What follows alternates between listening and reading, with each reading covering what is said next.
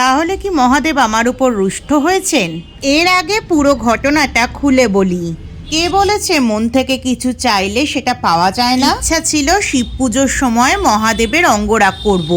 আর দেখো মহাদেব আমার কাছে নিজের নর্তক রূপে মানে নটরাজ রূপে চলে এসেছে।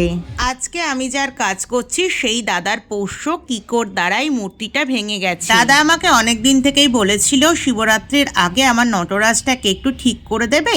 আমাকে দেওয়ার ঠিক 2 দিন আগে দাদার পোষ্য এটাকে ফেলে টুকরো টুকরো করে দেয়। আমি জানি না কেন মহাদেব এটা করলো, কিন্তু আমি মনে করি যা হচ্ছে তার ইচ্ছাতেই হচ্ছে। দাদার সমস্ত ঘটনা শুনে আমি বলেছিলাম আমাকে একবার দাও, দেখি চেষ্টা করে কিছু হয় কিনা। হলে নাই হবে, চেষ্টা করতে দোষ কি? হয়তো নিজের অজান্তেই কোনো ভুল করেছি যার জন্য এটা হলো। যাই হোক, হাল ছেড়ে দেওয়ার পাত্রী তো আমিও নয়। নটরাজের মূর্তিটা টুকটুক করে জুড়তে শুরু করলাম। প্রথমে ফেভিকল, তারপরে সিমেন্ট দিয়ে মোটামুটি একটা ঠিক জায়গায় দাঁড় করিয়ে রং করা শুরু করলাম। অ্যান্ড ফাইনালি পুরো মূর্তিটা কমপ্লিট হওয়ার পরে আমি এটা দাদাকে দিয়েছি, আর দাদা নিচের ওয়ালে এটাকে সাজিয়েছে।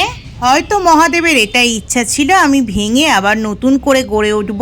আমার দ্বারা যতটুকু করা সম্ভব হয়েছে আমি চেষ্টা করেছি।